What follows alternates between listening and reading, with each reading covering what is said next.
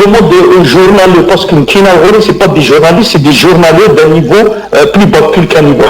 D'accord? Maintenant, Belkacemi, c'est la réunion.